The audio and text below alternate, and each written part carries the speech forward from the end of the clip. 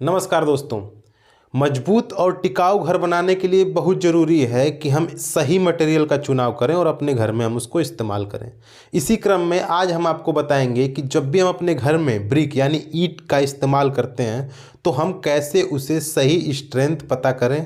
ये चीज़ आज हम आपको इस वीडियो में बताएंगे। इसके लिए हम आपको लेबोरेटरी में लेके चल रहे हैं और वहाँ हम लेबोरेटरी में आपको कंप्रेसिव स्ट्रेंथ निकालना बताएंगे कि लैब में हम मशीन के द्वारा एक ईंट का कंप्रेसिव स्ट्रेंथ कैसे निकालते हैं। उसके बाद हम आपको बताएंगे कि उसको कैसे हम कैटेगरियों में डिवाइड करते हैं और उस ईंट को कहाँ पे इस्तेमाल करना चाहिए। ये सारी चीज़ें हम आपको इस वीडियो में बताएंगे। तो दोस्तों, ये वीडियो शुरू करने से पहले इतना कहूँगा कि आप हमारे चैनल को सब्सक्राइब कर लें, वीडियो को हमारे अगर अच्छी लगे तो लाइक कर लें, ज़्यादा से ज़्यादा शेयर करें, सपोर्ट करें, क्योंकि आपका सपोर्ट हमें मोटिवेशन देता है, आपका सब्सक्रिप्शन, आपका लाइक हमें मोटिवेट करता है। तो चलिए हम आपको लेकर चलते हैं लैब में, जहाँ हम पहले ईंट का कंप्रेसिव स्ट्रेंथ निकालेंगे मशीन से। उसके बाद हम आपको निकाल के दिखाएंगे कि ईंट का स्ट्रेंथ किस प्रकार से निकाला जाता है। तो चलिए दोस्तों चलते हैं। तो दोस्तों, सबसे पहले हम एक ब्रिक लेंगे और स्टेप 1 होगा मेजरमेंट ऑफ ब्रिक। हम ब्रिक का मेजरमेंट करके लेंथ और विड्थ यहाँ से निकाल लेंगे। तो देखिए, इसका लेंथ हम सबसे पहले निकाल रहे हैं, तो ये आ रहा है 220 mm।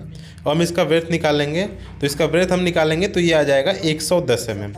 तो हमें लेंथ और विड्थ मिल गया। लेंथ आ गया हमारा 220 mm और विड्थ आ गया हमारा 110 mm। ये हमारा पहला स्टेप है।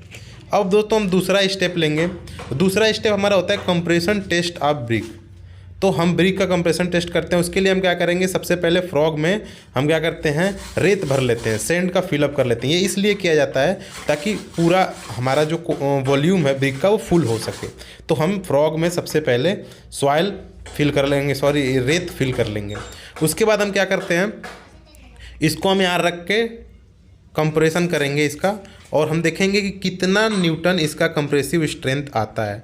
ये चीज़ हम करते हैं। तो अब ब्रिक को हम यहाँ रखेंगे और इसका जो है कंप्रेशन टेस्ट हम करेंगे।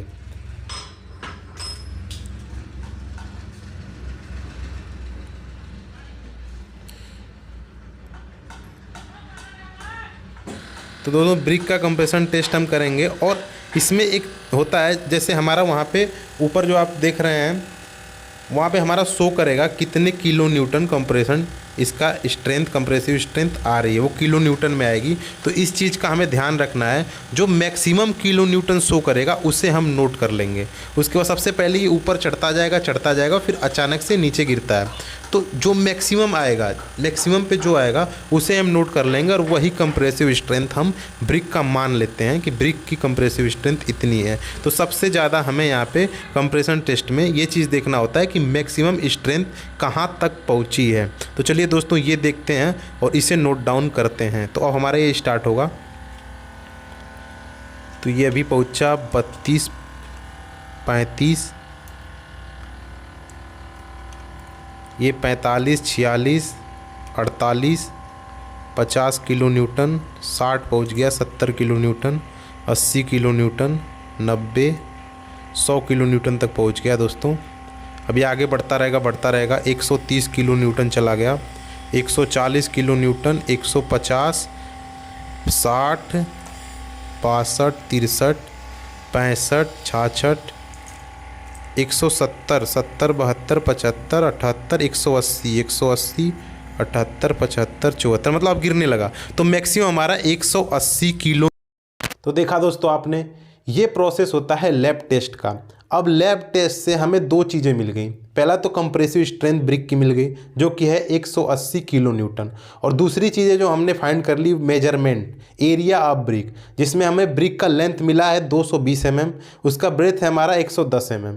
तो एरिया निकल जाएगा length into breadth is equal to 220 into 110 बराबर 24,200 मिलीमीटर स्क्वायर, जो कि हमें कंप्रेसिव स्ट्रेंथ किलो न्यूटन में मिला है। तो एरिया को भी हम किलो न्यूटन में कन्वर्ट कर लेंगे, तो हमारा हो जाएगा 24.2।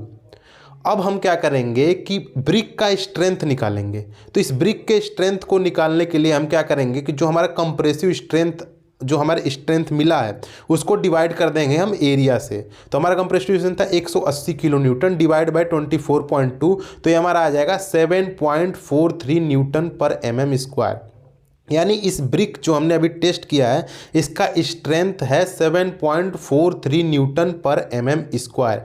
इस हिसाब से हमारी ये सेकेंड क्लास ब्रिक है, क्योंकि फर्स्ट क्लास ब्रिक जो होती है वो 10.3 न्यूटन पर एमएम स्क्वायर से ज़्यादा स्ट्रेंथ आता है, तो उसको हम फर्स्ट क्लास ब्रिक में रखते हैं। अगर सेकेंड क्लास ब्रिक जो होती है वो 6.867 न्यूटन पर एमएम स्क्वायर को हम सेकेंड क्लास में, और कॉमन ब्रिक या थर्ड क्लास ब्रिक वो होती है जो 3.43 न्यूटन पर एमएम स्क्वायर में हम रखते हैं। तो ये हमारा सेकेंड क्लास ब्रिक में आ गया जो हमने अभी ब्रिक टेस्ट किया है। लेकिन दोस्तों as per IS code 3495 part 1 1976 इस IS कोड के अनुसार जो हमारा 7.5 न्यूटन पर एमएम स्क्वायर से कम अगर हमारे ब्रिक का स्ट्रेंथ आ रहा है तो उस ब्रिक को कभी हम चिनाई के लिए उपयोग नहीं करते हैं।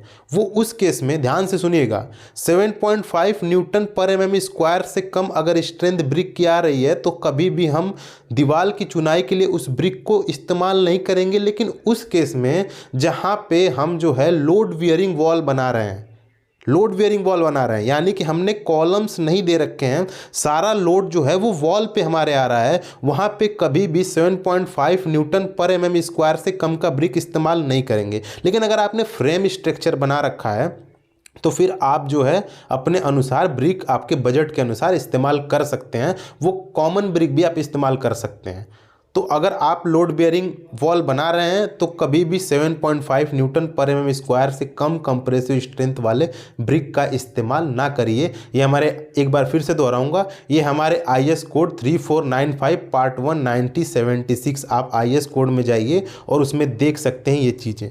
तो दोस्तों ये इन्फॉर्मेशन आपको कैसी लगी, उम्मीद है काफ़ी अच्छी लगी होगी। तो हमारे वीडियो को लाइक करें, चैनल को सब्सक्राइब करें और हमें ज़्यादा से ज़्यादा शेयर करें। Thank you very much.